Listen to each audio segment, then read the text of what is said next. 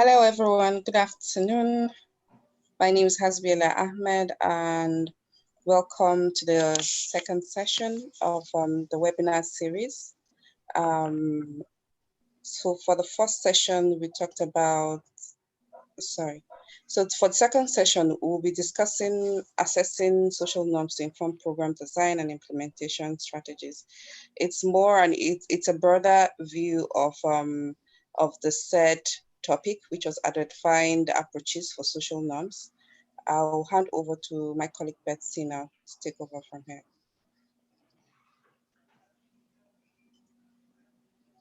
Great. Good afternoon, everyone. Meredith, can you advance the slides here? I'm going to do a little recap of where we left off last time. So our last session was the relevance of social norms and theory for health promotion interventions. And this time we're going to build on that to think about how to assess or identify social norms for program design. So Meredith, next slide.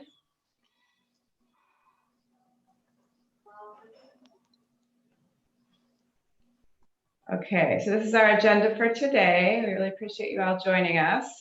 I'm just gonna do a brief recap, and then we're gonna go over our homework. I think at the end of the last session, we signed a little something for us to be thinking about in the interim, so we can chat about that for a minute. And then we're gonna get into an introduction to norms assessments and how-tos. We're gonna take you through the social norms exploration tool and do a participatory breakout activity called the problem tree. And then we're gonna use those findings for a discussion and a wrap up. Okay, so Rebecca, next slide. So very unfortunately, Ben couldn't be with us today. So I'm gonna try to do justice to his fantastic first presentation and kind of take us through some of the things that the high points of what he talked to us about. So as a reminder, a working definition that we set forward of social norms was these are mostly unwritten rules of a group that group members follow because of two things. Because of this is what they think others do. So these are, we think of these as descriptive norms, or what they think others approve and disapprove of. These are what we refer to as the injunctive norms. And they do this because they anticipate positive and negative sanctions. So these could be punishments or rewards for complying or not complying with the norm. Okay, next slide.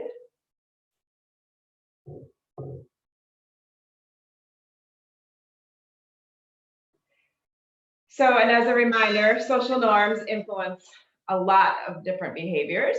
There's a lot of evidence showing that social norms influence child marriage, female genital cutting, family planning and contraceptive use, women's economic empowerment, child vaccination, intimate partner violence, hand washing, maternal health, among other behaviors. These are some of the behaviors that are of interest to this group, but social norms have been shown to influence lots of different behaviors. All right, next slide. So, and a few of the more advanced points that Ben went over, some of the key takeaways here. Again, and this will segue well into what we're going to discuss today. But again, that social norms are beliefs of the two types: the descriptive, what one believes others do, and the injunctive, what one believes others approve of. But the different social norms apply across different groups. The different social norms can together sustain a practice. So it's not necessarily that one practice is influenced by one norm, but often it can be influenced by a web of different social norms that influence that practice, that are indirectly related, and that social norms can be the main driver of an outcome or practice, or not. They can intersect with other non-normative factors. So we need to keep that in mind. Social norms are not always the main driver, and that some norms specifically contribute to defining men's and women's place in the group. So they structure the hierarchical relationships, and these are called gender norms. So that we think of gender norms as a subset of social norms. Okay, so on that note, Rebecca, next slide. we're going to kind of, I'd love to, as a group, go through our homework from the last session. And I don't know, and don't worry, if you haven't had time to think about this in advance, I'm sure we can brainstorm together right now on this for a few minutes. But we had asked you to think about one practice that you're working on and to note down up to 3 norms that you think may protect from or sustain this practice. And to think about what the practice is, what the norm is that you're thinking of, how it functions. Is it protect people or does it contribute to this norm? Who it affects, who's the subject being, who's the population that this norm affects? And are there negative, such as punishments or negative outcomes that occur to people who don't comply to the norm, or are there positive things that happen to people, rewards, positive sanctions or rewards that accrue to people who comply with the norm?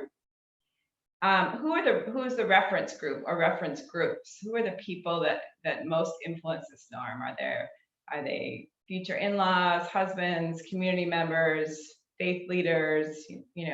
Who are the people that influence this norm, and where is it active in your work? Where do you find this norm is active? Because as we just said, social norms are different across different social contexts. So I know that we got one submission. So I'm going to call out Maimuna, and I'm wondering if you could start us off by taking us through the example that you submitted to us, a really great example from your work of a practice and a norm. Are you with us this morning?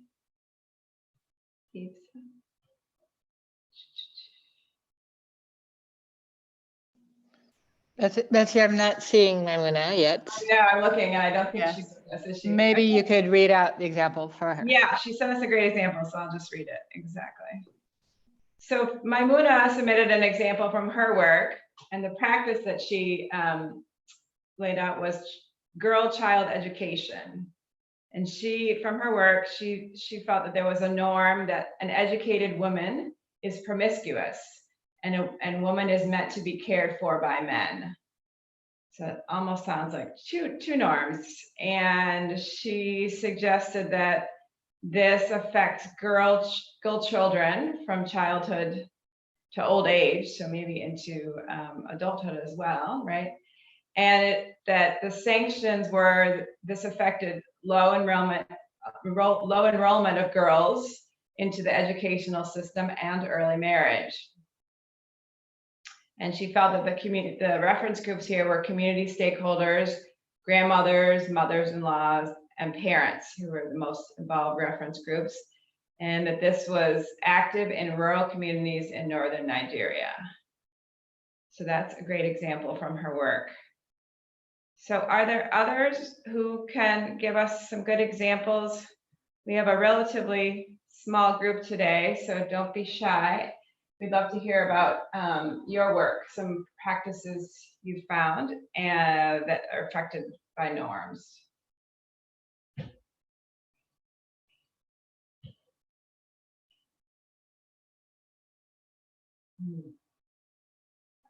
All right, I'm trying to think if I could.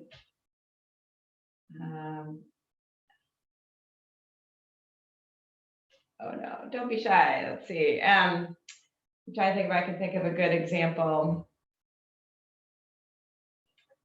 How about Rebecca? Can I call on you? Do you have a good example from your work, maybe?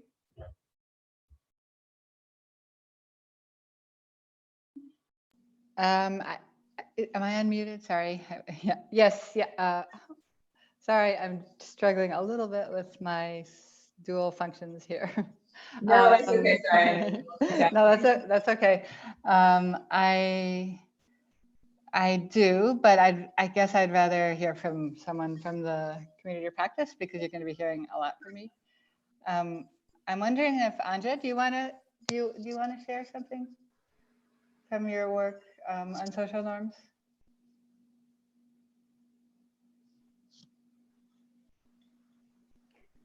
Hi, this is Sagita here. Can I come in, please? Yes, absolutely. That would be wonderful. Great. Thank you.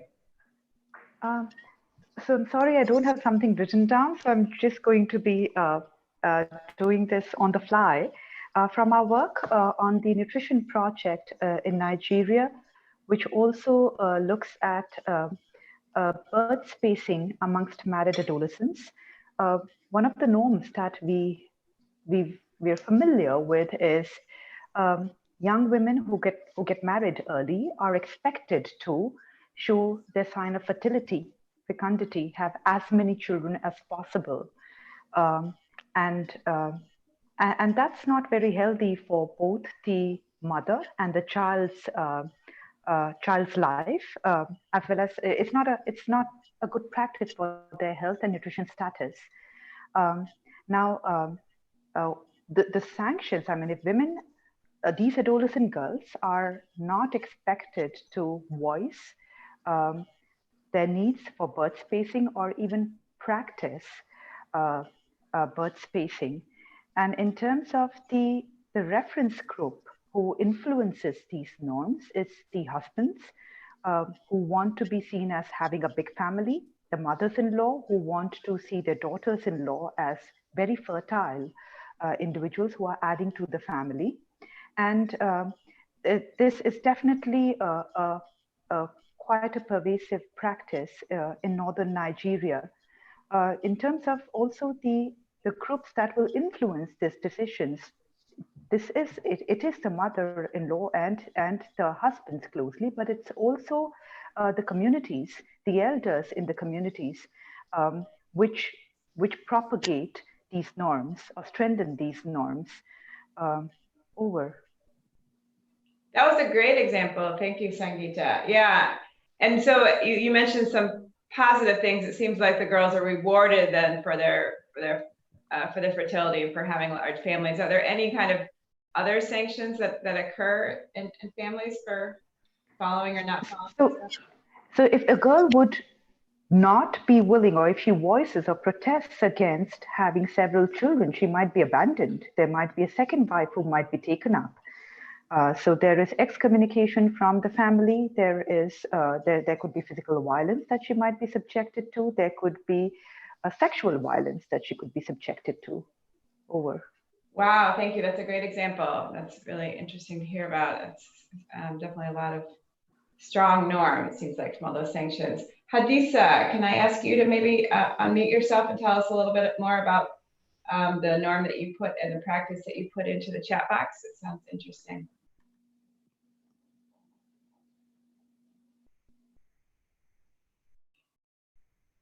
I know.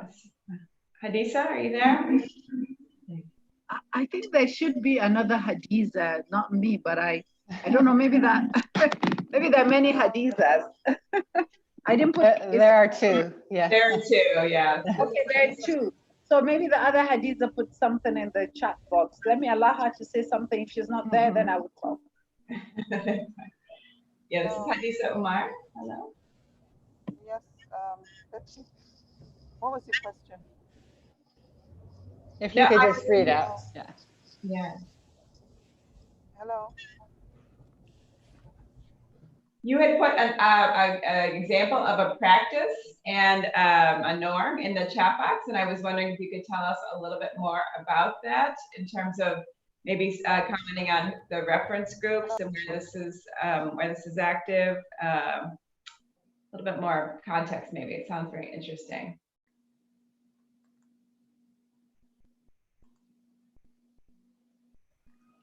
I can read it out to everyone in the meantime, but yeah, so Hadisa Umar had put in the chat box that a common practice in rural northern Nigeria is the belief that young girls have to hawk to contribute to their wedding and furnishing their home, which is a norm that shows how well to do the family is. And this practice has led to several girls being sexually violated or even killed. Wow, so very strong potential sanctions for that. Hello? Yes, there you go. Hello? Go ahead.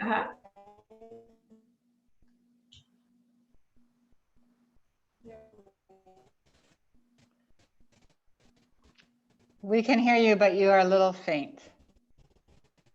So you might want to type in the chat box if you want to add anything. And then I'll just read out. There's one more that Okay,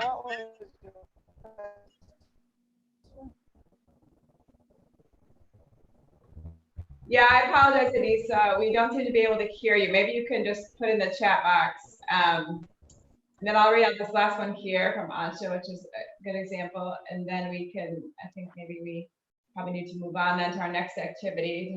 But let's see, Ansha had written in here, unmet need in family planning, a norm that is unmarried women cannot access family planning since they shouldn't have premarital sex.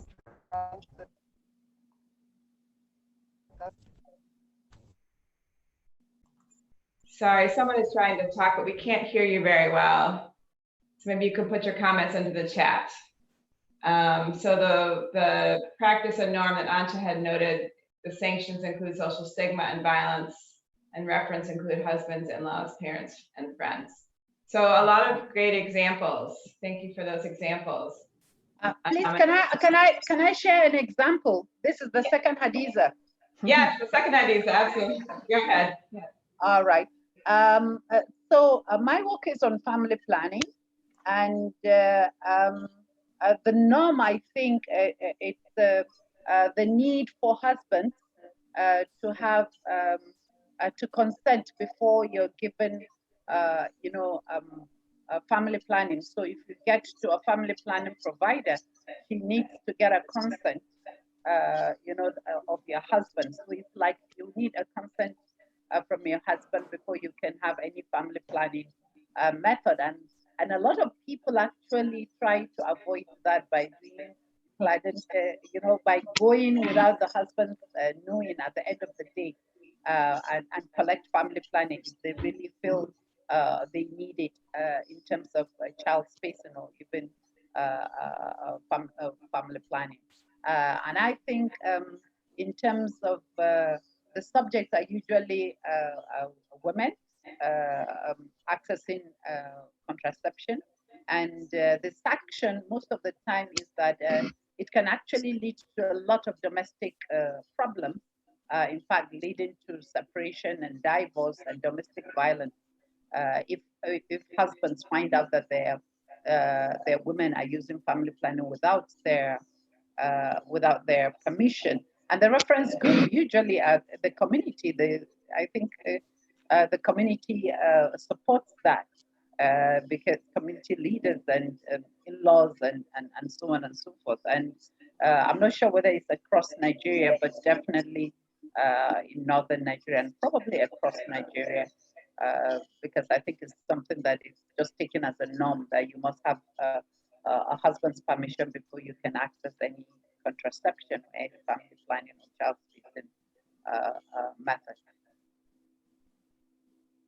And we actually, last time I was supposed to make a presentation, but actually I was airborne at the time of the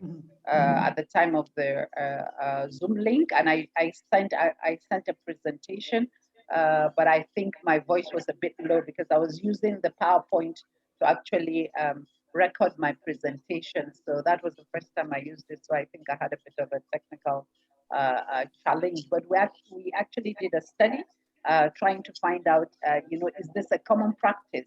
And it's surprising that, there are quite a number of women, both in northern Nigeria and in southern Nigeria, and in fact in Ghana, in Kenya and Uganda, because these were the three countries that we actually studied, and we found out that it was very common for women to try and access contraception without their husband's permission. At times, it causes a lot of problem, and they're really afraid for people to find out. And that's why when you do a survey and you ask women in front of others whether they're using family planning or not, they will tell you they're not using it because they don't want their husbands to know. But really, they're using it because when you go to the facility, you end up finding out a lot of usage in terms of numbers. But when you go to the community to do survey, you find out the contraceptive prevalence rate is very low, and the usage in the facilities is high, which means there is a disconnect between these two, because women are afraid to say that they're using it in front of others because they don't know if family members and husbands will find out that they're using it. So it's something that is really, a challenge as far as contraceptive prevalence or access. Thank you. Over. Thank you so much. These were all great examples. So this is a great segue into the rest of our session, but it seems that there are quite a few norms that really contribute heavily to protecting or sustaining certain practices in northern Nigeria. And I think a few others have been put into the, or other great examples have been put into the chat box. But I think in the interest of time now, and we'll be able to do more interactive work on this a little bit later in the session, because I'm going to turn it over now to Rebecca.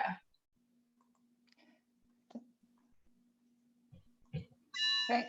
Thanks, Betsy. And thanks everybody for those really insightful comments. I think it's a great way to start today. So as Betsy mentioned, we were expecting Ben to be here with us to do the second session. So unfortunately, he couldn't make it today. So I'm pitching in for him. And I'm going to share with you some insights and slides from a project that I work with called the Passages Project, which is a USAID funded project. And we've been working together with Betsy and many others to develop a curriculum on social norms. So, and fortunately, it's basically the same topic. So we may have Ben also come and do his take on this topic also. But for right now, I'm going to share with you, discuss with you the value of social norms assessments to inform your program and research work. And also, we're going to talk a little bit about how norms influence behaviors, which we've already started doing today, and then reflect on how to integrate norms into our assessment, norms assessment findings into ongoing projects. So those are our goals for our learning objectives for today. And so let's start out. I think this is a really important topic because we found that there is we all live with norms all the time, and we all have a lot of ideas about what the norms are. And some of you shared, for example, research that you've already kind of been doing to identify norms. But typically in this field, we don't have a lot of sort of empirical evidence which norms are influencing behaviors and outcomes, and more on the nuances of how they're influencing. So, and that can cause, less effective programming because we may be focusing on the wrong thing. So I think when we've done, for all of our learning collaboratives, we've done surveys of the members as they started.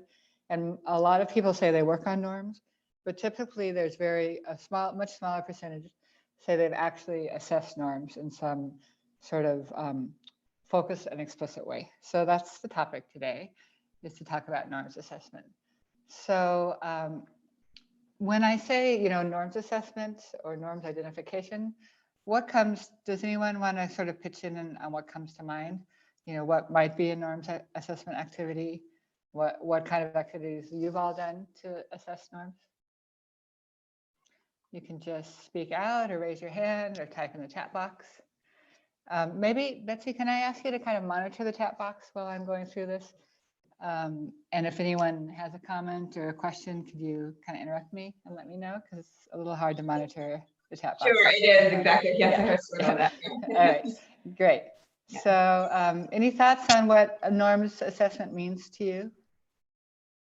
So some folks are saying CAP surveys, focus group discussions. Okay, great. So we're getting both quantitative and qualitative approaches. Yeah. And our purpose of them, so when we talk about a norms assessment as opposed to maybe research about norms, is it's usually our thinking is that we're doing it rapidly because we want to assess whether norms exist. And our reason to do it is to figure out, which are the norms that are most relevant to our behaviors and outcomes of interest to inform the program design. So that's why we need to make it rapid, because otherwise, by the time we get the results, the program design will be already underway. And then the other purpose of the norms assessment is to help us design monitoring and evaluation approaches. We've had a number of experiences where we already had our baseline tools developed, but when we did our norms assessment, we found that we weren't asking about the right norms, or we didn't have the right reference group or the right sanctions in our questions. So we were able to be a lot more, really refine our measurement tools and our monitoring tools to be more effective based on the rapid assessment that we had done. So moving on to the next slide. So these are some of the 4 questions that we think about when we think about a norms assessment. So don't worry about the stuff on the right now. Let's look in the green or the gray box. So the kind of questions that I would want to learn about in a social norms assessment would be, first, what are the social norms that influence this behavior, right? And the reason why that's important is because we need to understand the root causes of the issue we're addressing to make sure that our program is articulating and addressing, the right factors. My second question would be, who are the reference groups? So, if I know there's norms, I also want to know who are enforcing those norms. And you all talked about that a little bit already this morning on our call. And then a little more difficult question is, why do people comply with these norms? So that's why you were seeing in the homework, you were talking about the sanctions and the consequences, and you mentioned quite a lot of very severe consequences for not complying with the social norms that you were mentioned. So depending on what the reason why people are complying with norms, whether it's maybe they don't know the norms are hidden, they want to conform, there's sanctions, that's going to guide the kind of program actions you take to address norms. So it's very important to know, who's influencing the norms, why are they complying with them, because that will help you design your program. And then the final question, what norms influence this behavior the most? So that's important because there's so many norms and so many factors influencing everyone's actions every day. And as Betsy mentioned during the recap, there are often multiple norms influencing a particular behavior. So how do we know which norm to influence? Because it's definitely beyond the scope of our programs to, influence, all of them. So, okay. So moving on to my next slide. So I wanted to ask you a little bit about your experience. So what kind of assessments have you done in your programs? When have you done them? Have you explored norms in depth? So just if anyone would like to share either in the chat box or by just speaking out or raising your hand, a sense of what kind of assessments you've done specifically about social norms. I know that I'm sure all of us on the call do assessments all the time, but we don't always specifically address social norms. And so any thoughts on that one?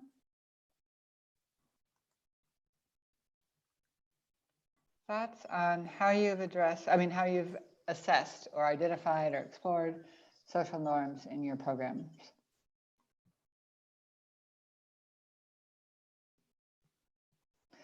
Can I say something? Please, Hadisa. Is that Hadisa? Yeah. Yes, second Hadiza. Please go ahead.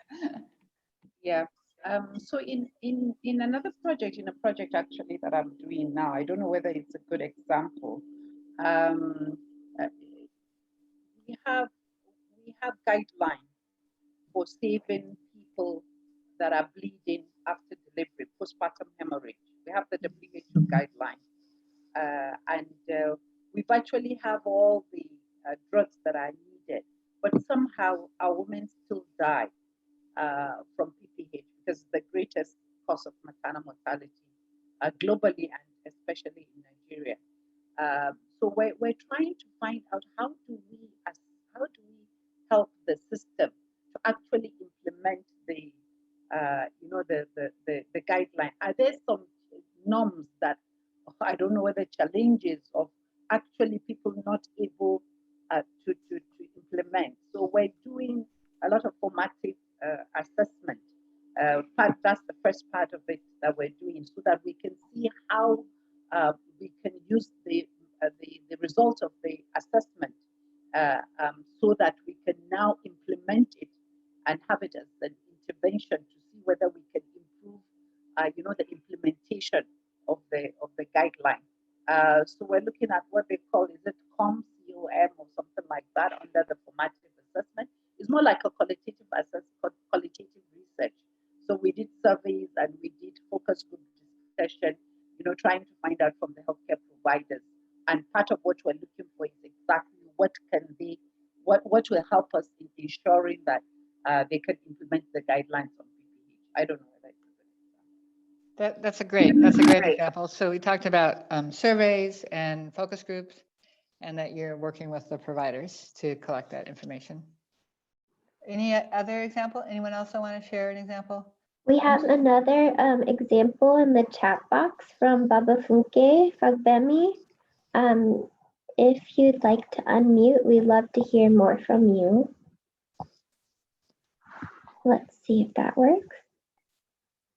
Okay, hi everyone. I was worried that my bandwidth is a bit shaky, but I can try. So we were on an anti-corruption project, and right at the design stage, we conducted key informant interviews and focus group discussions just to find out the drivers of corruption in the states in which the project was focused on. And even though we did that at the initial stage, we still needed to, at some point, still go back and have like a deep dive just to dive in a little bit to find out what the exact drivers are and to prioritize, because as we all know, corruption is a monster. And it was a very complex project from the beginning, especially since the aim was to use behavior change to adjust the narrative of Nigerians around corruption. So that was a very interesting project. And we actually found out that there were three main drivers, and we articulated them using the 3 Gs. I hope I can remember now. One of them is godfatherism. The other one is greed, and the third is gratification. So gratification in the sense that even as a public or civil servant, you need you need extra grace to be able to do what you have basically been paid to do.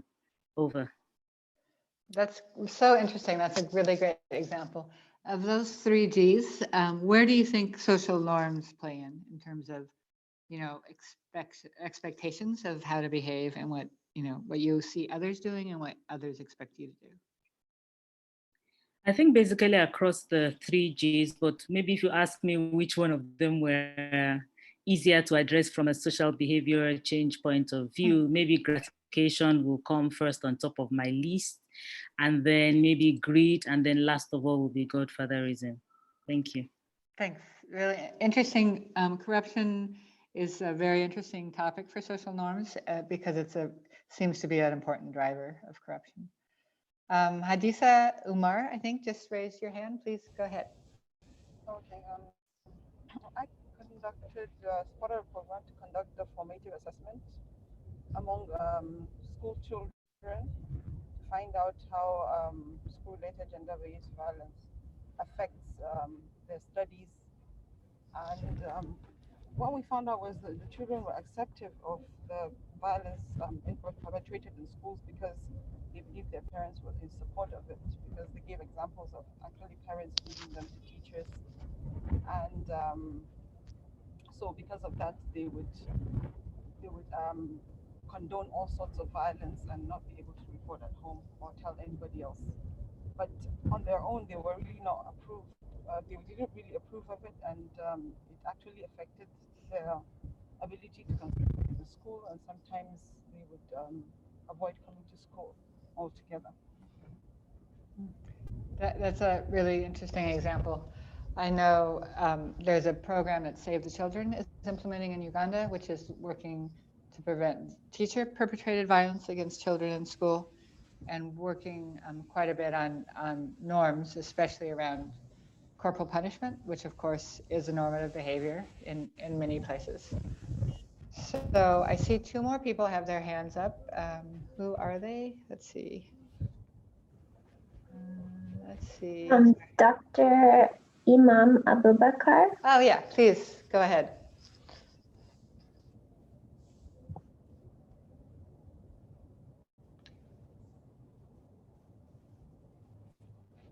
Dr. Abubakar? You are unmuted, but we're not hearing you.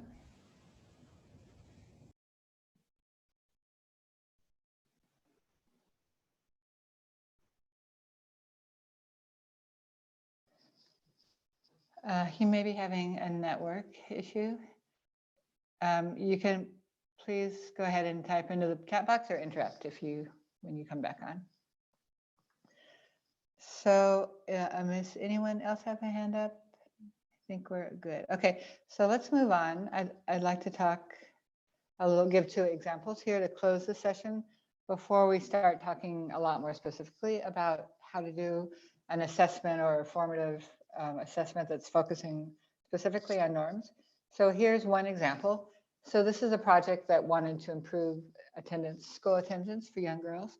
And as we often do, was relying on the insights of staff for what they believed were the norms in the communities that were relevant to this issue. When the program actually went ahead and they did a norms assessment, they found that the particular norms that were influencing girls' attendance were not so much about the importance of boys versus girls attending school, which is what they thought it was. It was, it's more important for boys, not so important for girls. But in reality, they found that the norms were more around keeping girls pure and chaste and protecting them. And that impacted their ability to go to school, to travel to schools, and stigmatization of having girls out there, on the loose going to schools.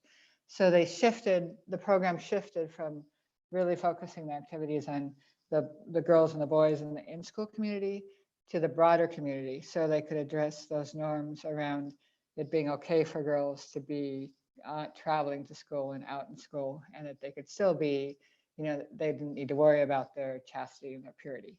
So that was an example of sort of a real case example of when doing a norms assessment really helps a program to refocus and become more effective, because it was focusing on the norm that mattered, not the norm that was assumed to be important. So then I have another case I want to share with you, which is about male engagement. So this program was seeking to improve men's involvement in reproductive health, and they were addressing household power dynamics. So when they did a norms assessment, they found that there were certain community leaders, and in particular faith leaders, that were really important in terms of enforcing norms around what was appropriate role division between men and women. And so based on the norms assessment, they also shifted their strategies to engage a wider range of reference groups. So we've helped people, I've been involved in now some norms assessments, maybe, 10 or something across the country, across the world. And we found that typically what happens is it's one of 2 things. First, you might realize you're focusing on not the most important norm. So kind of programs readjust a little bit about what norm they're focusing on. And the other thing that's very common is that the program realizes they need to widen their focus. And it's not so much about working with the affected population, the women who you want to use services, or the men who you want to stop being, perpetrating violence. If you're addressing norms, you're typically opening up your program to address the reference groups and the systems around them that are keeping those norms in place. So that's 2 of the sort of practical values that we've seen from norms assessments.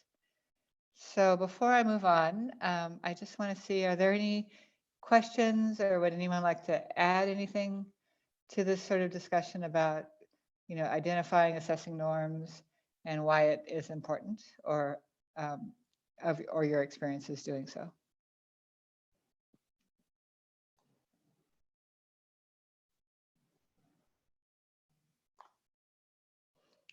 I'm not seeing anything, but let me give you a couple more moments. And I'm wondering, I think we have, I'm seeing a colleague from USAID, Linda Sussman. Linda, I kind of wanted to ask you, I don't want to put you on the spot, so feel free to decline. From your experience sort of as a donor and providing assistance from the USAID, how do you see the programs that you work with handling norms assessments? Do you think that norms are routinely involved? Do you have any reflections on your kind of bird's eye view that would be helpful to share with people? Yeah, I think that in talking with colleagues, we're finding that more and more program implementers and donors recognize the importance of addressing norms in their work. However, they have this preconception that it's difficult. They don't know how to do it. And so with the Learning Collaborative and Passages creating tools and spreading the information that it can actually be done, we're seeing more and more of our colleagues saying, yes, we need to do this, and now this might help us to do it. So I think that there is across the board recognition that we need to be addressing norms. And, you know, these examples are fantastic that people have been sharing. And I'm hoping to be able to also talk with my other colleagues about some of these examples, which are so important because they affect the way that we're thinking about programs as well when we're even thinking about funding them. But the point being that, yeah, everybody recognizes that norms affect their work, and this kind of assessments, being able to understand how to do it, has begun to help people recognize that they actually can be thinking about it. So whereas some may not have done it before, I think that there's going to be more and more use of these kinds of tools and thinking in the design of programs. Thanks, Linda. That's a helpful comment. And I'm sort of thinking about an analogy here. In our introduction session, we put a lot of focus on, norms are not the same as attitudes, or norms are not individual attitudes. So sort of my take home message from this is that it's really important to get some empirical ideas and evidence about what the norms are that you're addressing. So again, just trying to address those assumptions that we all bring to the table that may or may not be correct. So with that, I want to turn to talk about some of the more specifics, how-tos. How do you actually assess norms? And there are a lot of resources on how to do that. You can see some of them here on the slide.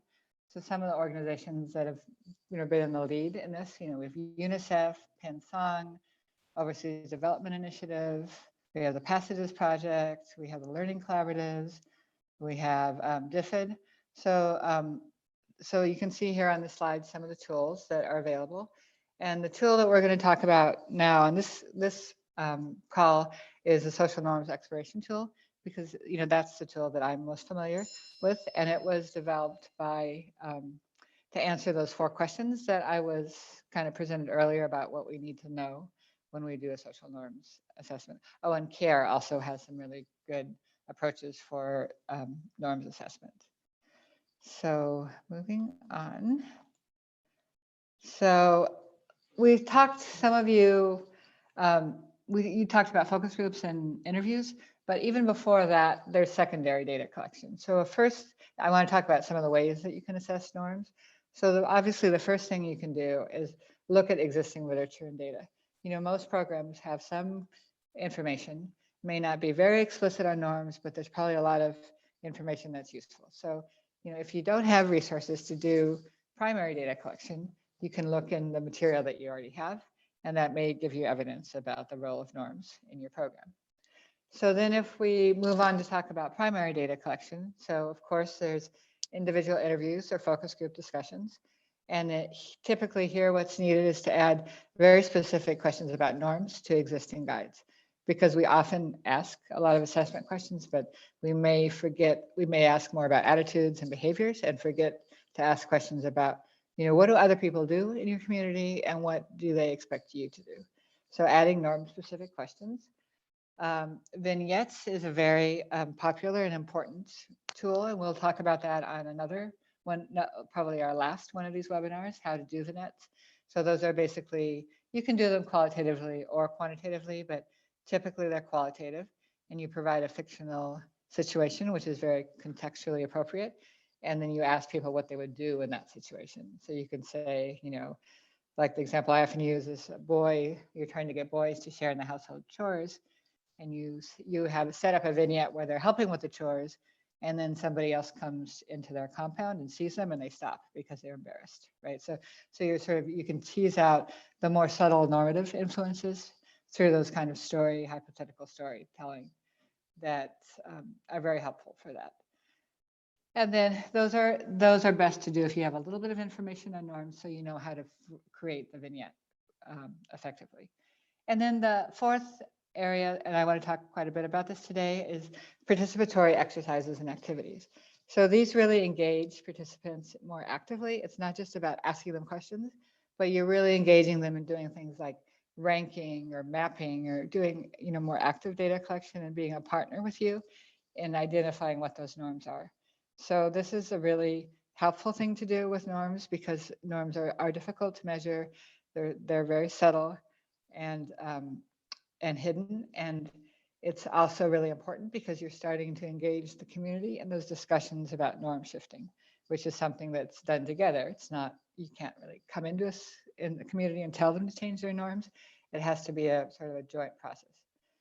So participatory methods to assess norms, first, they're important because first they can improve the effectiveness of your methods. So, even things like you have a focus group and then you start doing some of you will have been familiar with participatory rural assessments. So where you do, mapping on the ground, or you use beans to count things, or, it's not just question based, but you're building in other kinds of techniques in your focus groups or your in-depth interviews to make them more effective, to get at some of those areas that people may not know or be willing to say out loud, but you can get at them more indirectly.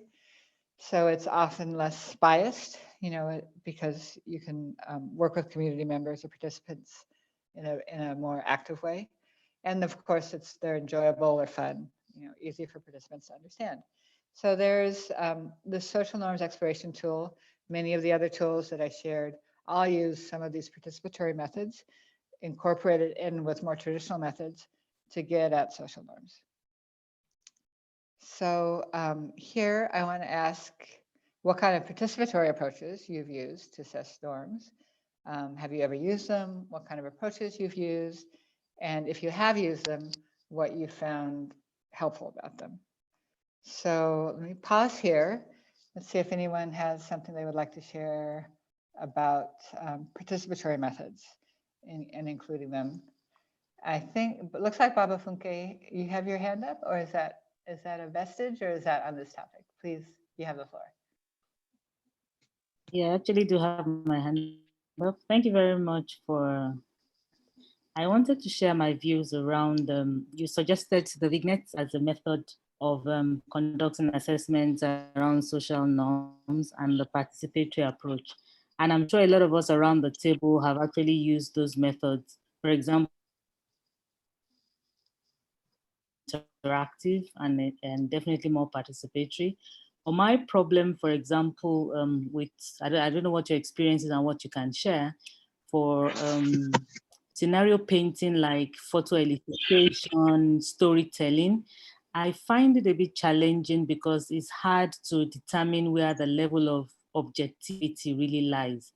So as a researcher, how sure are you that, because a lot depends on how the questions are asked, who the moderator is, the context, and it just seems to be as if at the end of the day, if you're not careful, you're just coming off with a lot of bias that could have been avoided if they were not so participatory. So I don't know what views you have on that. Thank you. That's a very important question, and I have an opinion about it, but I'm wondering if anyone else on the call would like to share first, and then what are your thoughts on Baba Funke's comments about participatory methods being maybe less objective, and how do we manage that? All of you researchers out there. It looks like Hadiza is saying drawings has helped to get revealing outcomes. I'm wondering, I'm going to put you on the spot, Betsy. She's my more quantitative researcher on this call, and I know she's been recently has incorporated some of this social norms exploration activities in studies she did in Burundi. Do you have any thoughts on this? Because I know you think a lot about these issues, Betsy. Yeah, sure. No, yeah, that was a really interesting point, and I hear what you're saying, and I think it's always a challenge for us. Yeah, the objectivity or whatever of what we're getting. But I think one point I would make about it is the idea of triangulating, right? So what's nice about participatory is to triangulate it with other things and to see whether, if you do your participatory and then you also ask questions, are you getting similar things, and where the disconnect might be is something that you might want to further explore. But yeah, anyway, I think it's a super interesting point, and I think and also like the idea too of pilot testing things and making sure that that in the pilot people are interpreting them, in a way that you intended, and that so that it's as open as possible at the outset. But I think it's it's a really interesting point that you raised, and something we always need to be sensitive to in our research. Yeah, thanks, Betsy. I'm going to share a couple of articles when we send out the recording and these slides on this topic, which I think some of you will find really interesting. But my response would be just to question, what is objectivity, and to question be self-reflective about the biases and assumptions we bring to the work. And I wouldn't say that participatory approaches are any less subjective than the other kind of approach. I think it's a question that we need to tackle in all of our research, because somebody is developing the question, someone is deciding what questions to be answered, someone's analyzing them.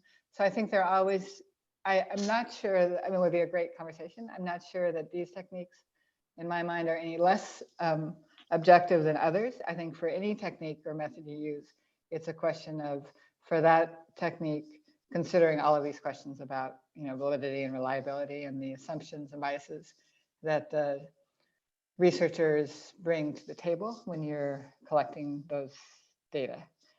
So it's a really important question, and I really appreciate that you brought it up.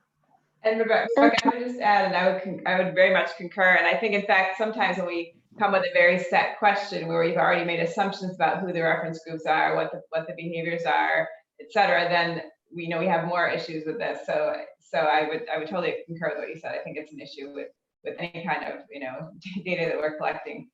Yeah. I was talking with a colleague last night about human-centered design work that they're doing, and the HCD team was saying, we go to the field with no assumptions, and we were like questioning that. Is that possible? And say, no assumptions. We'd start from zero, and then we say, well, okay, you go, and who do you interview? We're interviewing women. Like, well, why did you choose to interview women? Because women have the problem. It's okay. There's an assumption, right? So there's always assumptions in our work. I mean, that's not exactly your question, Babafunke, but I think it's sort of an example of how even when we think we're not making assumptions, we are. I think there were Martin O. He had his, I imagine, or her. I'm not sure. Hand up. Did you want to add to the conversation here? Yes. Thanks. Just on the participatory method. This was many years ago, even though we didn't know it was on social norms, but we were actually exploring, that was on it was a new community we were going to work, and we needed to understand some things first on reproductive health issues, but also on sanitation. And so when we're doing a community mapping, drawn on the ground, with representing where locations, where things, where do people like to go when they want to defecate, the source of water. And so we discovered that it was very strange. They had specific locations, and they didn't look very all right, because some were close to water sites. And so it gave opportunity to ask, why do people like to go to those places? And, they started, giving some useful information. And so it was a very useful, quick appraisal that provided initial information to not do a deeper dive as to the drivers of some of those behaviors. Over. Thanks, Ryan. And it also, just to add, that it was an excellent method to win the confidence of the community. Over. Yeah, that last point is really relevant, because it's sort of a bridge to the program, right? You're starting to bring the community and that's especially important when you're going to be talking about social norms. So we could discuss this more, but I want to move on to kind of a specific example. And we're going to try to show you a video about the social norms exploration tool. So I am going to stop sharing, and Meredith is going to launch the video. And if it doesn't work well, I'll just cover the same topic in slides. It's about 6 minutes.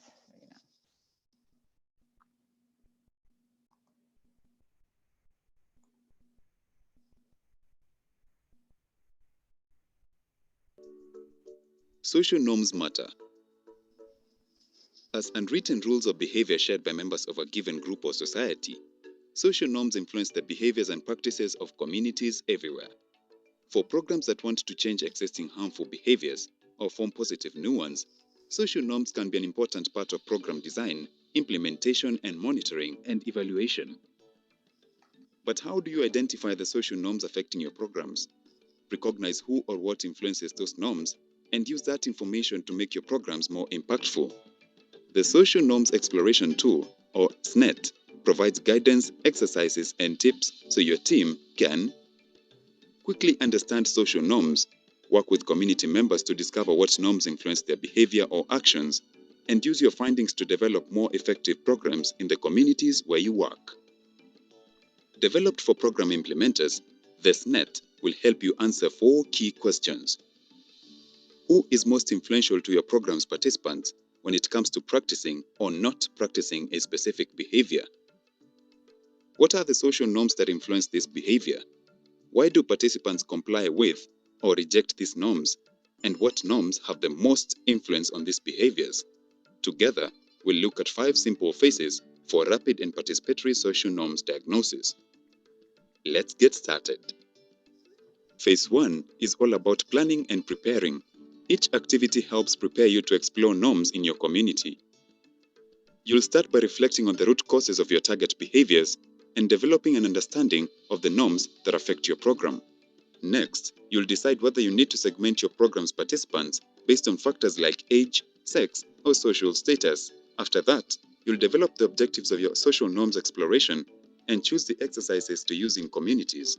Now is also when you determine the number of communities and participants to engage. And finally, you'll develop a plan that guides the preparations and logistics of working in your program community.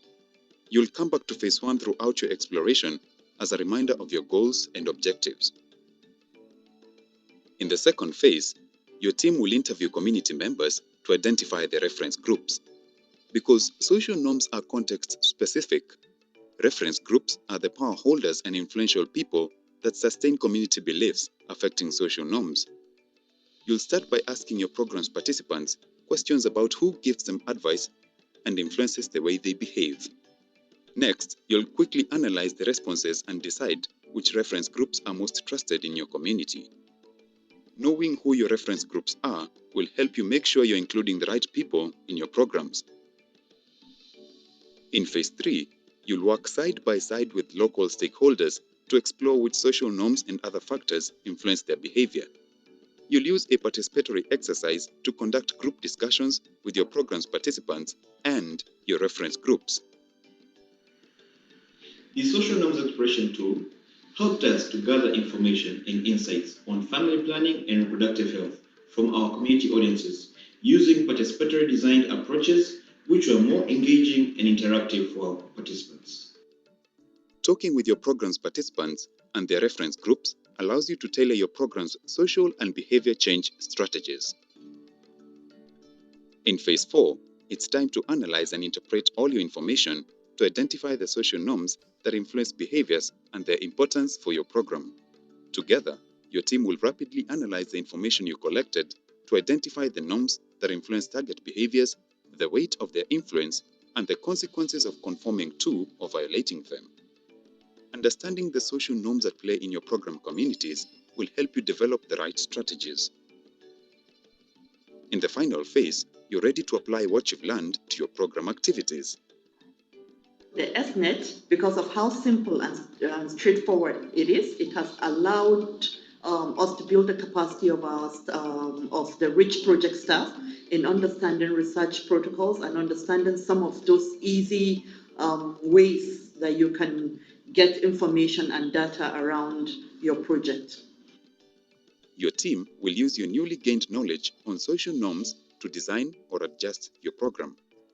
Your team can use the SNET sample program matrix or list of guiding questions to plan how you can apply what you've learned to your program design, implementation, and monitoring and evaluation.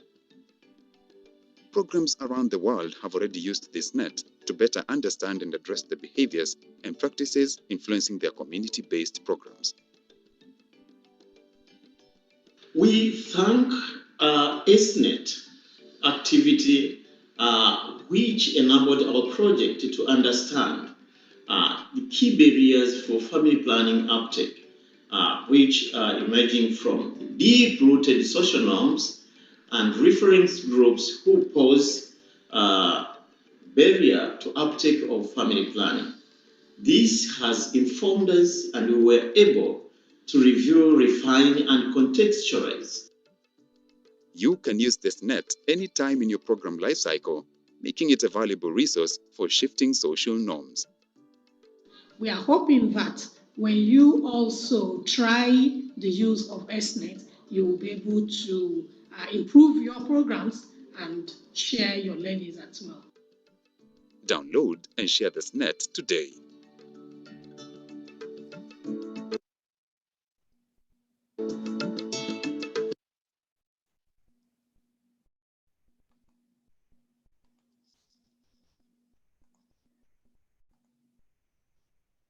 Okay, so thank you, everyone. And let me get my screen back up. I guess I just like to, we have we'll just want to take a few questions here and any discussion before we move to the breakout sessions, where we're going to practice a technique. So I have a question here that says, in phase 3, during testing and consultation where there seem to be divergent views, which groups is considered most important, the reference group or the beneficiary? So that's a really good question. So I think the point is, like, a social norm is always a perception, right? So, because by definition. So if I believe that everybody else is behaving a certain way, but then we go to talk to everybody else and they're not behaving that way, I think they're both valid perspectives, right? So it's important to know what people are perceiving, because that's motivating their behavior, even though it may not be correct. But when we understand what the reference group perhaps is believing or doing, then we can work with them to either have them explain, or that they have actually different views, or bring those two groups together to dialogue. So I think it's not a question of which perspective is more important or right. It's a question of, when you're talking about a social factor, something that is shared between individuals and it's not held by one person, you kind of need to understand at all of those levels to be able to address it. I think that wasn't the most clear response, but I guess I'm just saying that that's why we're kind of talking with different people, because the reference group and the individuals themselves, they all have their own reality that we need to understand for social norms programming. Do we other questions or thoughts on that, or on anything else about the social norms exploration tool? So Baba, she's saying thanks, so you're welcome. These are, it's a very complex sort of thing to study, because it's not just an individually held. So we're all struggling with the easiest and most straightforward ways to assess this reality of norms so that we can improve our programs. Any other questions or thoughts?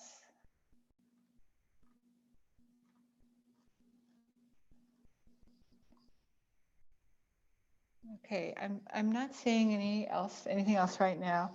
So I think this is a good time. Oh, I am seeing one thing in the chat box. Let's see. Oh yeah, so okay. So I think this is a good time to go to the breakout sessions. So let me sort of explain what the activity is going to be. And when we come back from the breakout sessions, we'll talk a little bit more also about how you use this data. So we're going to go into 3 breakout groups. It'll be randomly assigned.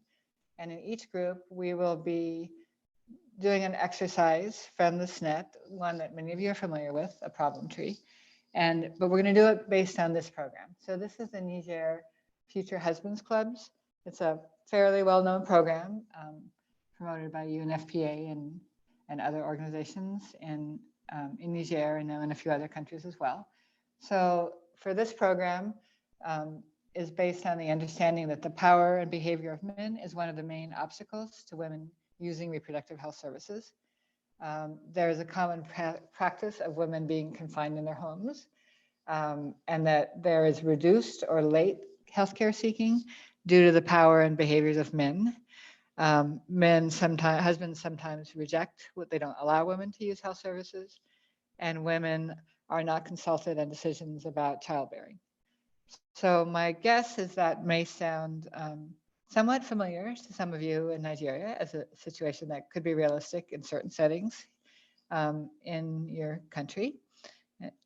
So sort of take that, under advisement.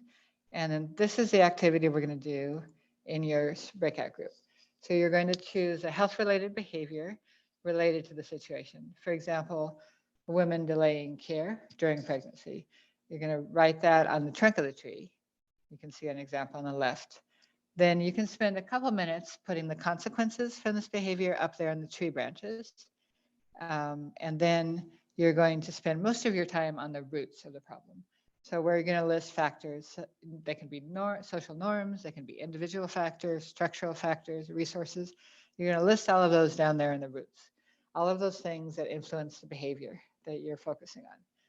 When you're done, you're going to circle those social norms related root causes and discuss them a little bit deeper. We want to maybe know what are the consequences of following them or not following them. So that's the sanctions, positive or negative sanctions. And you might want to discuss which are the reference groups that keep those norms in place. So you can see on this example, it was done for intimate partner violence. And some of the outcomes were broken families, economic instability, high crime rates, suicide. And then at the root causes, you have lack of education, you have social and cultural norms. Hopefully you all will be more specific. You'll put the exact norm, not just norms as a category. Lack of resources, lack of male engagement. So you see some of the root factors there. So that's your activity. Now, what I wanted to say is that this activity, the problem tree, is one that is what the SNET lays out a series of activities that you can choose from, participatory activities that you can use when you're doing your assessment. And sometimes, and one of those is the problem tree. So it can be used sometimes in an individual interview, or sometimes they use it in focus groups. And we also use it with staff who are starting to do social norms exploration to help them get a handle on their own sort of assumptions about social norms. So do we have any questions about the activity before we send you to your breakout rooms? I think you'll have 20 minutes, is that right, Meredith, in the breakout rooms? I think we have time for 25 minutes. Great, that was our goal, to have a little bit more time. And then when we come back, if we have time, we'll have each group just briefly share their problem tree and maybe talk about one of the norms that they've identified, sanctions, reference groups. So we're really going to be zooming in on norms. And I'm sure some of you have used this. I mean, you might, if you can, you might want to raise your hand right now if you've used the problem tree. It can be used for many different purposes, not only to kind of focus in on norms. So I'm curious to know, have any of you used this before in your activities? I'm not seeing hands up, but you can let us know also during your breakout rooms.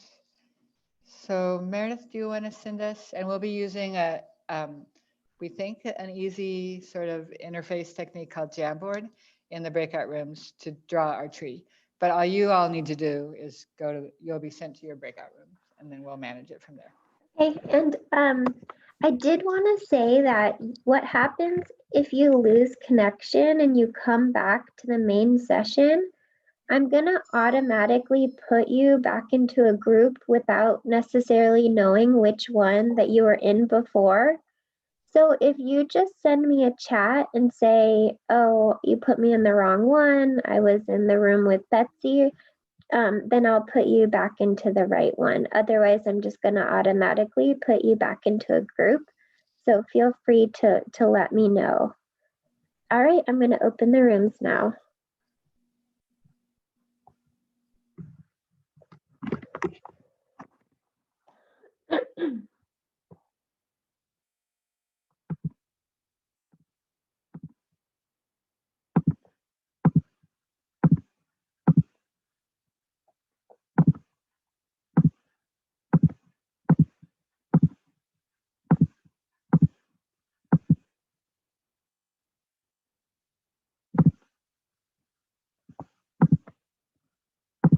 we can put on our tree trunk.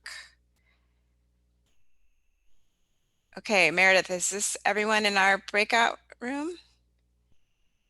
Yeah. It should be. Great. Okay. So Meredith has shared her screen, and there's our beautiful tree that we get to fill out. So I'm not seeing, here we go. Where's this? Okay. So who would like to offer up which behavior we might want to focus on in our group? And you can drop a behavior into the chat or just unmute yourself. And Meredith, maybe, oh, here we go, great. Yeah, Meredith dropped into the chat the case study again so we can remember exactly. So the case study was on this practice of, probably not saying it right, Kubli, confinement of women in their homes, which leads to a number of different things. So which behavior would we like to focus on in our group for the tree trunk? I don't know if we have health colleagues from Northern Nigeria, and I think something to do with the immunization would mean, would create a lot of discussion on why and the causal analysis of those. So would anybody think that we can talk about immunization and why some children are not immunized, and then discuss the root causes of this? Just the causal analysis. Yeah, so this is Hadiza speaking. I think we can talk about immunization, but also really looking at the case study. I think the issue of women not accessing services because of the kulle. What they said, the kulle is that husbands, the permission of husbands is required before a woman can access a facility. So even if she's in labor and has a complication, she cannot really get to the hospital because she needs a husband's permission. And this actually leads to her delay in getting to the health facility. And we all know the contribution of delay in causing maternal mortality. So it's delay in accessing services that this particular behavior causes. One. Two, as you said, is refusal or reduced coverage of immunization. And then even accessing services for children when they are ill. So all this will lead to high morbidity and mortality for both the women and the children. Wow, great. Okay, this is a lot of stuff already. I don't know if I can also be putting sticky notes. I don't know if I can do it at the same time as you, Meredith. But so we're going to put on our tree trunk, we're going to put women delay seeking health services as the behavior of focus. And then up in the branches of our tree, we're going to put some of the different outcomes that we've talked about. And so there were a number of increased maternal mortality and morbidity, reduced immunization, increased child morbidity and mortality, increased maternal morbidity and mortality. It's usually morbidity and mortality. Yes, it's morbidity and mortality. Yeah. Not mortality and morbidity. Yes. Yeah. And it's not only child, child and infant both. Yes, child and infant. In fact, you can infant and child. Yeah. It's maternal, newborn, right? Maternal, newborn, and child. Maternal, newborn, maternal, newborn. Yeah. But you don't say MNCH morbidity and mortality. No. Right? Maternal. Right? Maternal. Maternal, newborn. And child morbidity and mortality. Yes. Exactly. Maternal, newborn, child morbidity and mortality. That covers all. That covers. All right. I'm happy with that. Yeah. Great, nice, Meredith. Also, Martin has offered low utilization of family planning. Yes, so low contraceptive prevalence. Yeah. To low Issues of contraceptive prenatal prevalence. and neonatal complications of mothers. Oh, that's another good one. Yeah. Okay.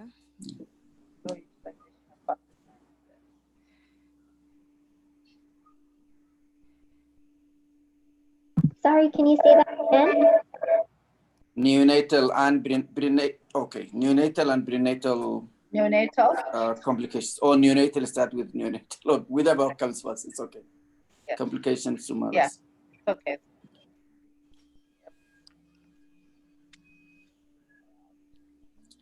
And then there's also the growth, the issues of growth of children and the impact all of this would have to their ability to develop. It leads to stunted growth, wasting and stunted growth of children. Exactly. Stunting and wasting of children. Wasting is W-A-S-T. Wasting, no I.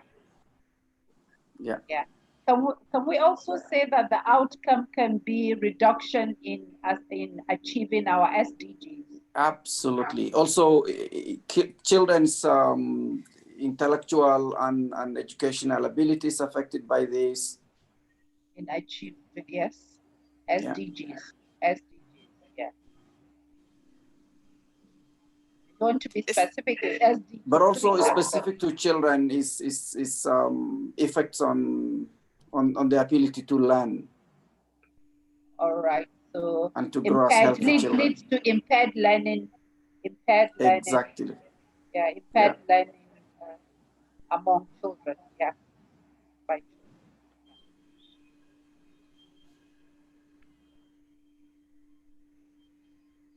Fantastic. This is looking like a beautiful tree. Anything else we need to get? This is really nice. Anything else we need to get up there?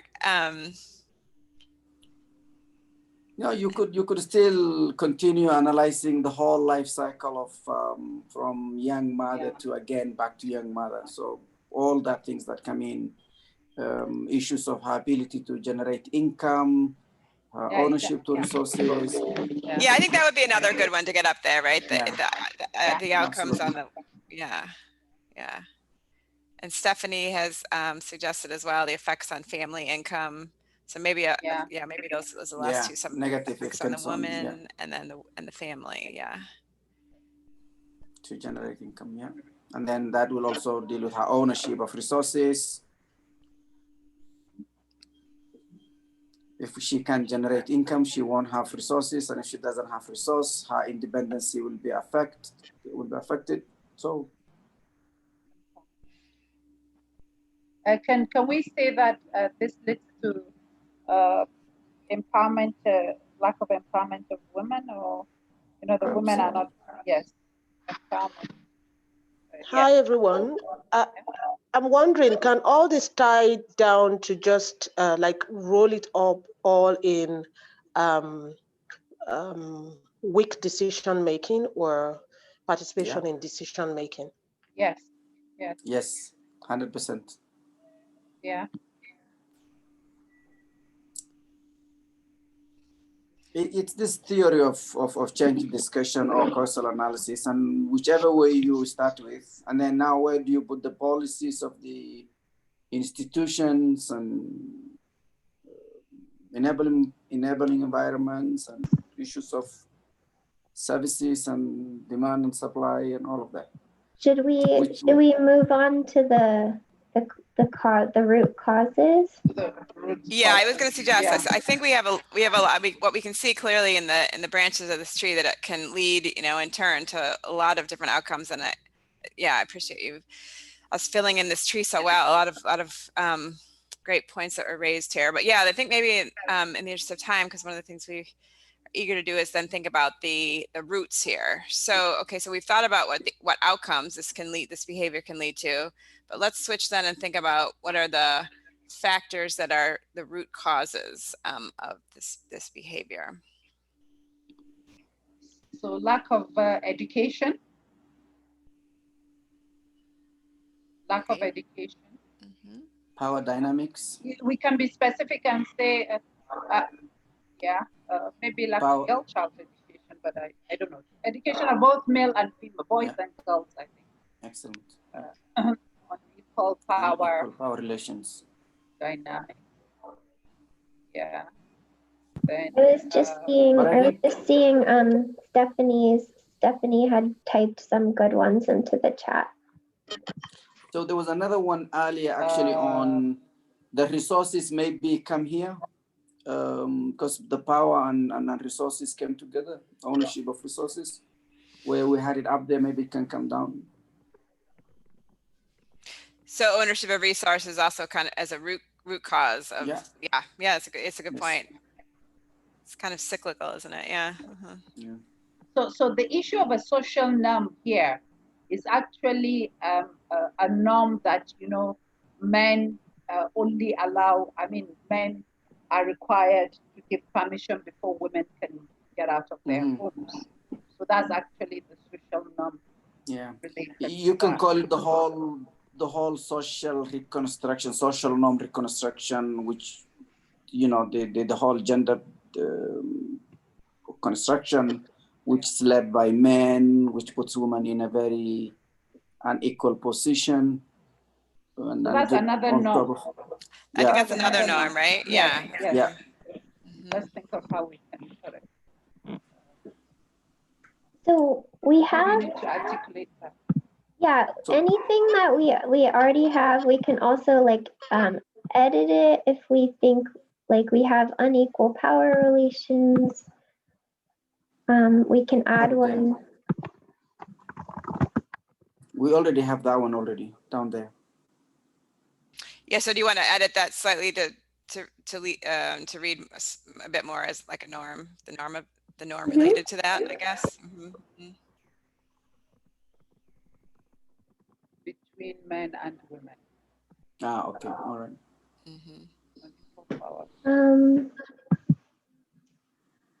I mean, what else should I say to make this kind of a norm?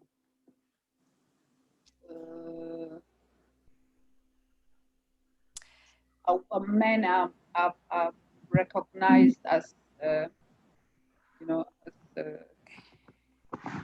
so unequal power afforded socially to men and women. I think it's beautiful that way, unequal power relationship between woman and woman. That sounds beautiful to me. Sounds good. Okay. Because it afforded to women, then there's no relationship there. It's one-way traffic. So that relationship has to go off. Unequal power afforded. You Exactly. want it to So be there's no relation there. Can you take it back? Yeah. Yes.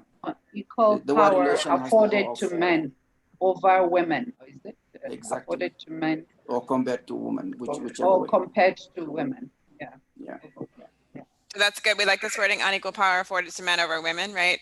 Yeah. And what we're trying to say is also linked, which is also linked with the whole gender deconstruction component.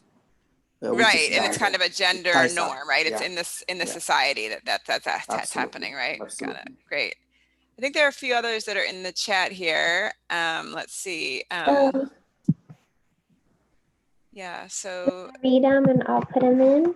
Yeah, so Dr. Abu Bakr said the unavailability of functional primary healthcare services, right? That's a great one as a root cause, right? Yeah, that was the supply and demand. That was what I was talking about earlier. Yes, good point. Yep. Supply and demand of services, specifically health services. Yeah, now Stephanie has offered too low awareness about the advantages of family planning, which is related to lack of education, but could be, awareness can be slightly different. Yeah. And then preference for TBAs instead of skilled healthcare. So I guess maybe the root cause there would be not as many skilled or just the lack of training for the TBAs. I'm not sure. Yeah. I think we can put it as, health system challenges, which will include inadequate human resource inadequate human resources. Yeah. Mm-hmm. So let's make it a health system challenges. Yeah, and then another one is the whole issue of policy, weak policies, including lack of adequate human resource, human resource. And then, yes, I agree that the policy, policy, human resource facilities the whole and policy, facilities. the weak And health facility, policy, including lack of adequate human resource and facilities in the system and facilities. So that's great, Meredith. Yeah, let's keep that one as the health system challenges, and then maybe make a separate one for the policy. Don't forget the policy, yeah. Yeah, the weak policy, weak government policy to support the public health or women health support so systems. MNCH. Yeah. Big policies to support MNCH. I don't like the MNCH because you remember we were talking about. Okay. Because the MNCH limits you on, so maybe public health services or primary health care, whatever you call it. Okay, we had one on primary health care. Then functional primary health care. Maybe just public health service. But yeah, I like this one because it specifically calls out the policy piece of it. That's important. Exactly. Right? Yeah, it's good. Yeah, it's okay. This is fantastic. This tree is well rooted as well. It's a very stable tree. This is good. Any? Hello, but I think someone else is trying to. Yeah, go ahead. Hello, I think that sometimes, regardless of the availability of human resources at the health facilities, sometimes the husbands would rather their wives deliver at home or with TBAs because those people live within the community and they're familiar with them, and they are more at ease with those women coming into their homes to attend to their wives than allowing the wives go to a health facility to be attended to by somebody they don't know about. So I'm curious about that. Do we think that is motivated by, you think that maybe that we could say the root cause there is fear or concern, or is that maybe also there's a component there that's normative, that they're concerned that it wouldn't be approved of to have, I think it's more like a norm because it's believed that, they would tell you that your grandmother, your mother delivered here and there was no problem. Why do you have to go to the hospital to deliver? It's a sort of like, you're not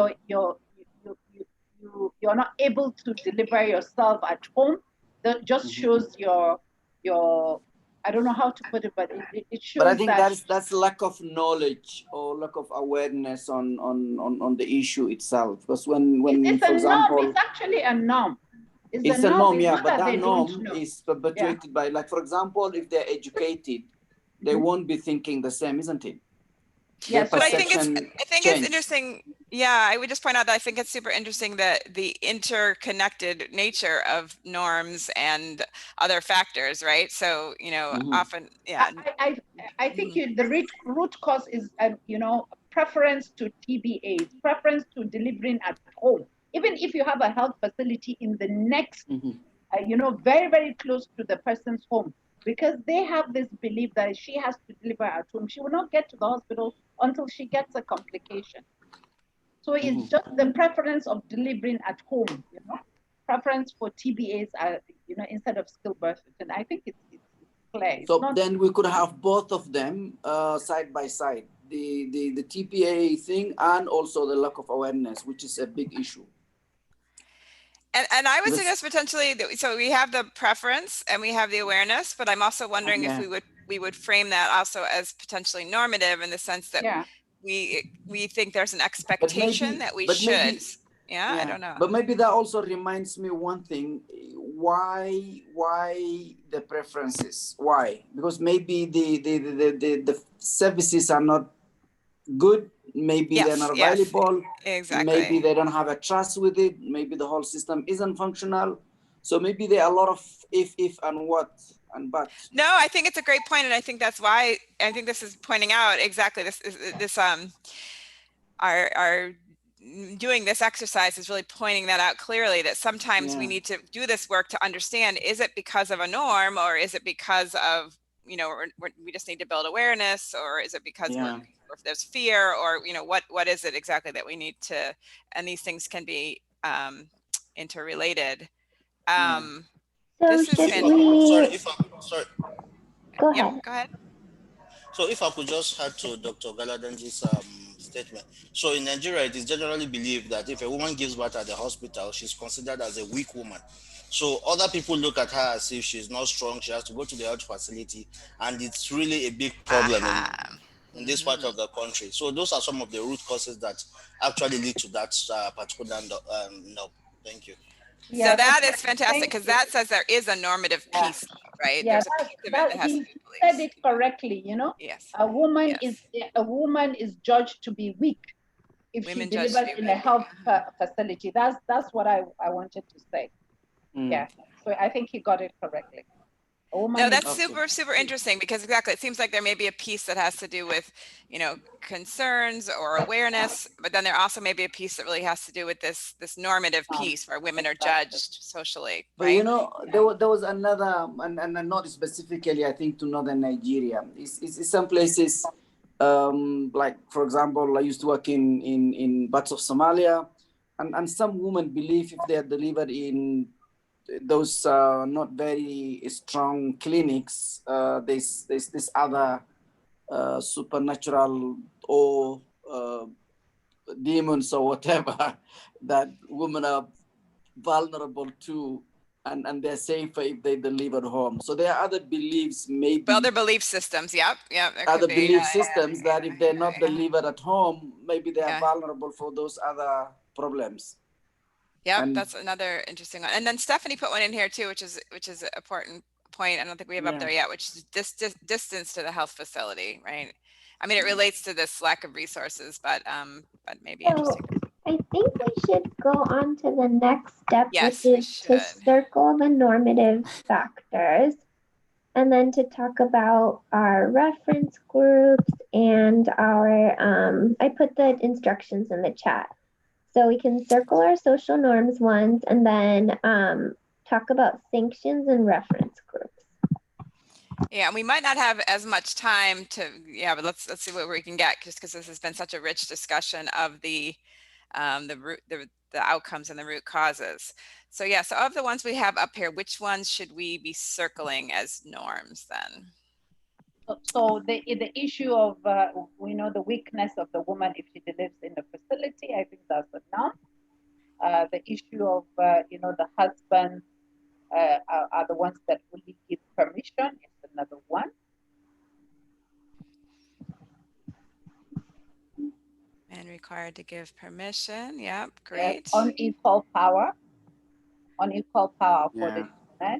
Right, because the way we framed that was how that's it's a socially afforded, so it's a norm. Yeah, right, exactly. Even ownership of resources is the same. That a norm? Yeah, that's interesting. Because if unequal power, if unequal power was the norm, then lack of resources is another similar norm. But lack of resources, if actually she doesn't have the resources, so it's not a norm. Really, the women don't have the resources. It's the men that have the resources. They're the ones that are economically more powerful. So, and the woman needs money to get to the hospital. So if the man doesn't give her money to go to the hospital, then she can access the facility. I was looking at the why. I was looking at the why behind women don't have money. Exactly. I think that you could think of it as the expectations that women don't, like, it's not socially approved of for women to have resources, as well as the fact men are expected to cover all the resources, and therefore so we can frame it into be a norm. But the way it is written here it doesn't sound like a norm. Maybe the way it's written is the kind of the result of that, right? Yeah, exactly. Agreed. It's the why to me. That's why I was thinking the why behind. So can we rephrase it as the norm, or do we want to keep it like that? And maybe the why will be there. I think we're running out of time, unfortunately. This has been such a fantastic conversation. Maybe you can put a little arrow there, because of men are expected to be responsible. Right, exactly. Do you see? I don't know if you see the point that was raised, Meredith.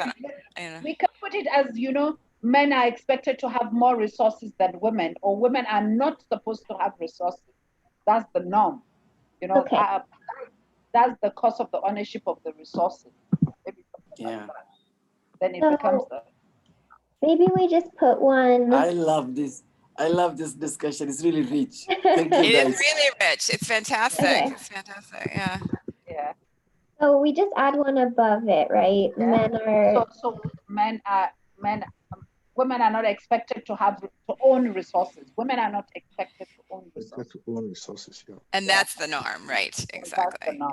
Yeah. Okay. Okay. Yeah. And then I have to send us back now to the main session since our time went up. And This was fantastic, everyone. Thank you. Yeah. Great discussion. Thank you, okay, guys. so Thank you, then guys. I'll erase that and put our marker on the other one. Okay, thanks everyone.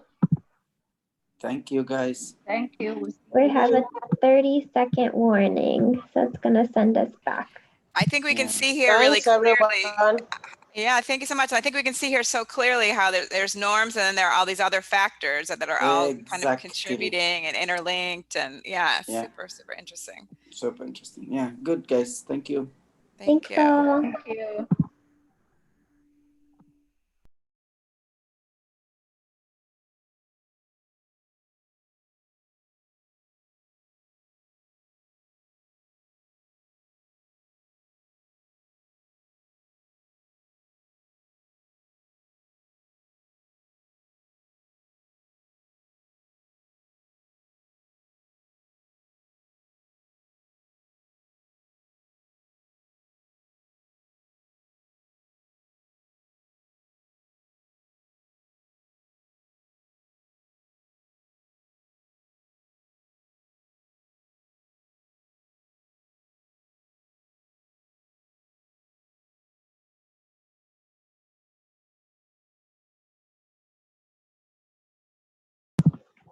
Hi everyone, we are just coming back from the breakout sessions.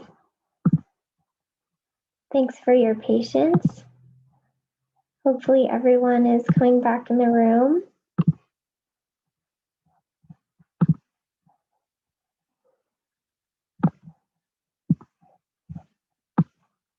And Rebecca, you're on mute if you're trying to say anything. I was not, but I was trying to share my screen. So Okay. Here I am. Yeah. Okay. So, Great. And I can share the problem trees when people are ready to report out. That'd be great. Okay. So is everybody back, I think? So what we want to do is just do a quick report out on name the behavior, name a couple of the norms, sanctions, and reference groups. And if you want to say something about another factor, that's fine. I think we're aiming at, about, just 3 minutes or so, 3 to 5 minutes. No, let's say 3 minutes per group. Do you want to share group 1, Meredith? Sure, I have them all open, so I can I can share for all the groups. So this is group 1, which is your and Mikhail's group. Okay, we were just trying to find someone to volunteer. I don't know if we have a volunteer, but maybe Mikhail, do you want to do a little overview of our group's work?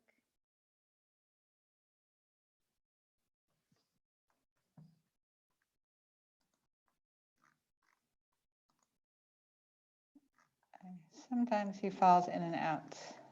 Yeah, I'm not seeing him, so I think he might have fallen out. Jasmine, are you on? Are you back? Do you want to share our discussion? I'll do my best. Thank you. Yeah, so we chose the topic on uptake of routine immunization in Nigeria and trying to kind of understand a bit deeper why women may not take their children to get their vaccines. And so we tried to kind of look at the root causes, and some of those topics that kind of came up were, the dynamics in the household, women not necessarily having the agency to make those decisions, whereas the husband tends to be the decision maker and may not necessarily approve of immunization, as well as women needing the resources from husbands, such as money, to access services, And then we also kind of went a bit further into that and looked at how in some cases women may choose to go behind their husband's back and try to get their kids vaccinated, but it could become difficult. Then there's concerns around safety and things like that. And then we also discussed fear around immunization and lack of understanding, but also, historical components to that. Some women may be anti-vaccine or may have a genuine fear because of the history of their engagement in the medical system or,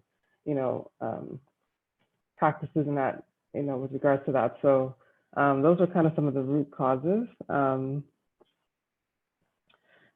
And sorry, I forgot what all the color coding means. So I do apologize. I'm trying to. No, you're doing great, Jasmine. Okay. Green were the norms. You might just want Okay. the two pink ones up in the corner, maybe just touch on those. Those are the sanctions and the Oh, okay. reference group. Yeah. So the reference group, we identified as women and their peers, so other women, traditional leaders, husbands and mothers-in-laws. And then on the sanctions, which are kind of the negative consequences, if I'm correct, we talked about potential divorce, exclusion from the community, verbal, physical, economic abuse within the household.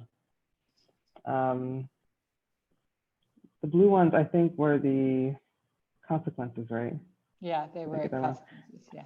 Okay, so some consequences I think that we identified as a barrier for RI uptake included loss of life, loss of quality of life, morbidity, loss of productivity. So this is what would happen if children don't get their vaccines at epidemic outbreaks within the population, et cetera.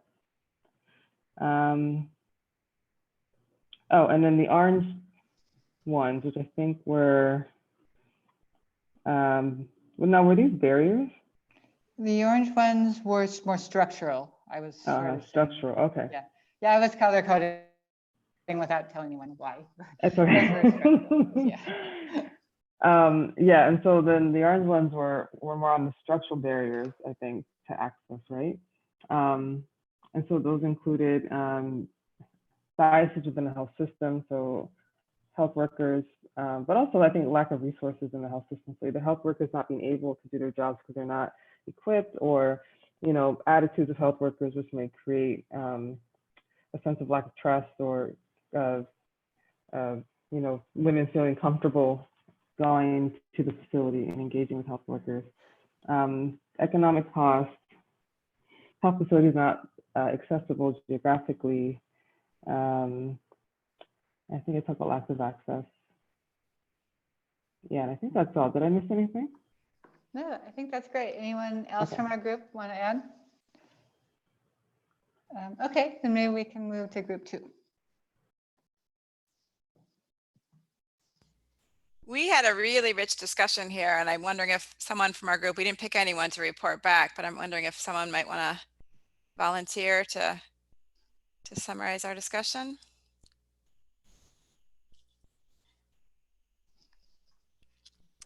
All right, well, don't be shy to jump in here, because we had a lot of great contributions. I can try to summarize, but we picked similar, but we picked women delaying seeking health services as the behavior on the trunk of our tree.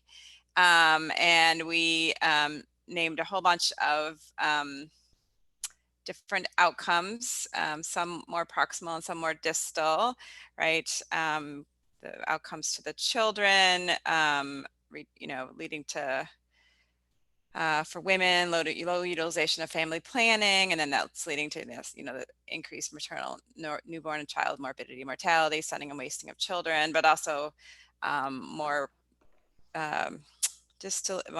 further removed, this affecting women's independence, lack of empowerment for women, reduction in achieving SDGs at the country level.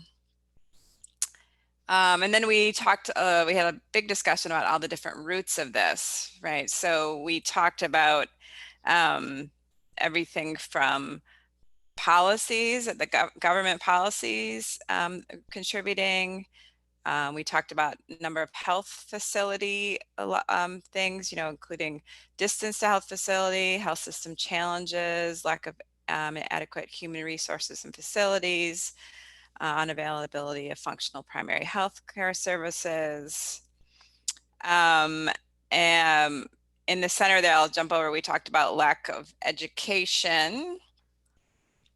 And then we talked about a number of factors, which was interesting because we had a big debate. Often many of these factors had roots themselves, which were sometimes educational and sometimes then led to social norms roots. So for instance, we talked about or vice versa, the norms then leading to other root causes, right? So for instance, we had this interesting discussion about ownership of resources for women being part of the root cause, but that was also affected by this, the norm that women are not expected to have their own resources. We talked about similarly, unequal power between men and women, and we felt there was a normative root there, and that there was a expectation, social expectation that unequal power was afforded to more power was afforded to men socially over women, and that men were required to give their permission before women can leave homes as a normative root.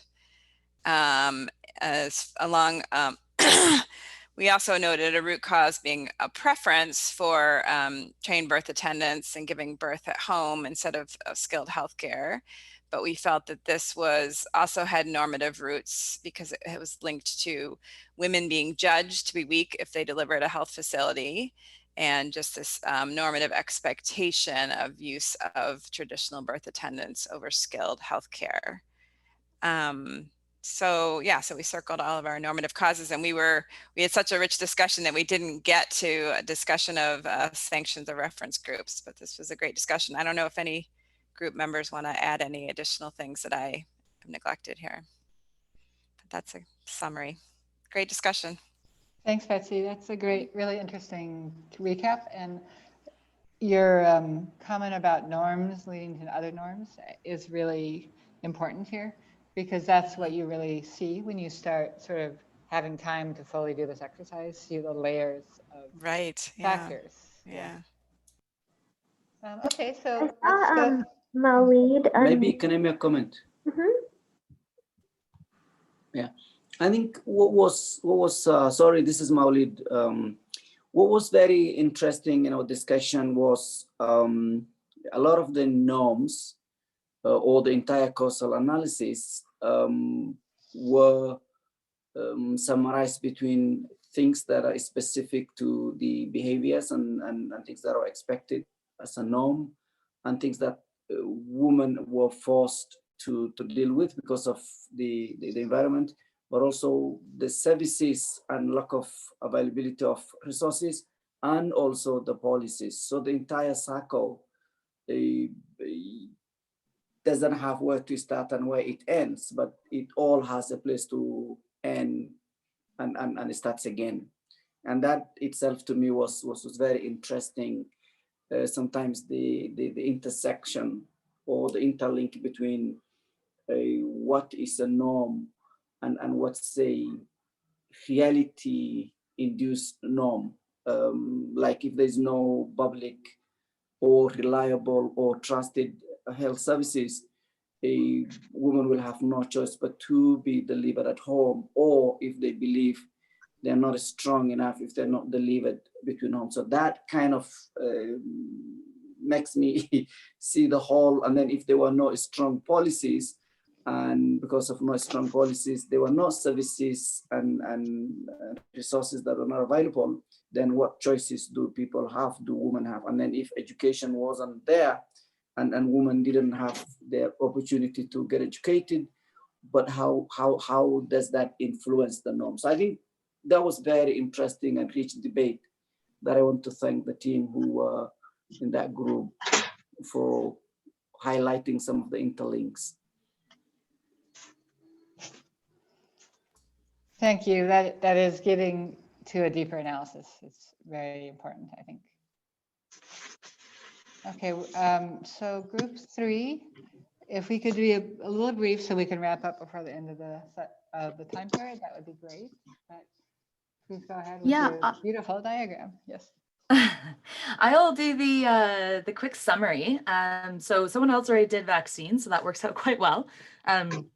So our group was looking at the low uptake of vaccines for children. So we kind of talked around the fact that women would be the ones to take their children as reference. So for the outcomes above in the branches, we talked about economic outcomes like reduction in household income and loss of investment in further vaccines. We also touched on health outcomes like other outbreaks of the disease, increasing morbidity and mortality. And we also touched a little bit on some social outcomes like the social health of caregivers being affected if there was an increase in morbidity or infection. So for the roots, we focus a lot on the availability of vaccines, so other health-seeking behaviors that might contribute, and specifically knowledge around understanding the benefits or what the vaccines do. Of note, we thought that the impact of issue around the supply would impact women going back to get vaccines. So if they go the first time, nothing's there, then they'll probably be less likely to go back. So that affecting that would be policies and other structures affecting supply and therefore the demand for the vaccines. And the social norm we talked about was around the misconceptions piece and all the different types of misconceptions that could take place. So those could include what other people are doing, descriptive norms in that case, thinking that few other people are uptaking, but also the misinformation around what the vaccine is for, if it's needed, etc. And we really didn't get into reference groups or the sanctions too much, but we did talk about how women would likely be the ones bringing the children to vaccines. So in that case, the reference groups likely would be other moms and friends for the descriptive norms and their husbands, if not parents and health workers as well. So if anyone else on the team wants to jump in with a quick comment or other sanctions, otherwise I'll hand back to Rebecca. Thank you. That was a really great explanation. Interesting to have another vaccination example, I think. Okay, I'm going to go ahead and share my screen again, I believe, and move on. So I just wanted to say thanks to everyone. It sounds like there were really great discussions in these breakout groups, and hopefully we'll give you a start how such a very simple activity can really go do some deep analysis. And you could probably then imagine how you could also do that, you know, in the community or with community members. They can do similarly deep analysis. So I wanted to just close by just reminding us, you know, once we have that discussion and that analysis, you know, what do we do with it? So, you know, part of the SNET, there is a section of it on how to systematically analyze and apply the results. You know, basically you're going back to your program objectives, you're remembering what are the key findings that you've gleaned for the norms assessment, which would of course, you know, have other activities, not just the problem tree. There could be a focus group discussion, there could be some rapid network analysis. So you have, like Betsy was saying, you're triangulating the data that you've obtained from the community, and then you're considering what kind of program assessments you might make. So this is a table, obviously you don't need to read it all now, but this is sort of an analysis table that we developed to help apply the findings to a program, and in 4 phases: program design, implementation, monitoring, and evaluation. So under the design considerations, you would think about, is your program addressing the key factors, including social norm factors that are important? And then you know, are we addressing the right reference groups? Are we addressing reference groups at all? And does our program change theory explicitly include norms? Then we have, you know, does our implementation strategies need to be adapted in some way to better address the reference groups? That's the most common adjustment that's usually needed after an assessment of this type. Then do we need to adjust the log framework to include normative activities? Because again, usually we're all thinking about norms. We understand them, they're implied, but they're not necessarily explicitly pulled out of our, you know, monitoring tools or our theories of change or our log frame. So that's what we're trying or advocating for, being a little more explicit about norms in the inputs, outputs, and effects, and in your evaluation framework. so that you can be feeding into theory and strategy adjustments. So key takeaways from today, that a lot of formative assessment approaches do overlook norms. It's not something we're very used to explicitly thinking about, even though it's always, I think, in the back of our minds. So if we think norms is important to our program outcomes, sort of very carefully thinking about norms assessment is a must. How norms influence specific behaviors that we're trying to address. And then looking at what the norms are, what the reference groups, why do people comply with them, and which norms are most important, because a program can't do it all. And then remembering that this sounds like a lot, and it can be a lot, but it also can be a much more targeted focus. The SNET can typically be administered and analyzed in 2 weeks, including data collection. So nothing is perfect, but it's better to have well-informed information than just operating on assumptions. So that's sort of the understanding behind these norms assessment approaches. And there are many resources out there to do this work. So we'll share slides with you, and here's a list of many resources that you can rely on and look at if you're wanting to do a social norms assessment. So with that, I would say that we are looking forward to our next session, which will be identifying strategies for norm change. So that's where we'll really get into the program design issues. So it's very exciting. We'll be thinking about, once you have a little bit about information about norms, how do you take that information, everything you already know about your community and your program, and identify and design norms change strategies? And that will be followed by our last session, which will be on monitoring and evaluation.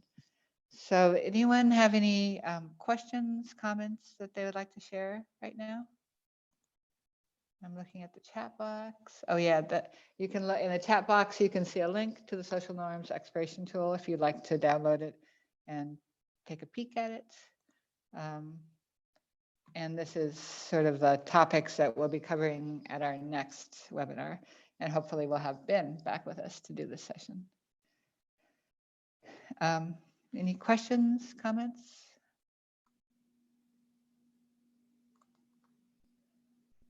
I'm not seeing any. So with that, I'm looking at the chat box. Yeah. So with that, I think we can wrap up for today. Thank you, Betsy. Thank you, all our co-facilitators in the groups, and thanks all of you for joining. I know it's a little bit of can be a little difficult time in Nigeria, so I really appreciate you all taking the time to be online with us right now. And stay safe. Yes, thanks everyone. I really enjoyed the session. Enjoyed discussing with everyone today. It was great. Thanks, Rebecca. Thanks, everyone. Bye. Bye, everybody. Take care. Bye, everyone. Thank you so much. It was a good one. Bye. Bye, everyone. Okay, bye-bye. Bye. Thank you.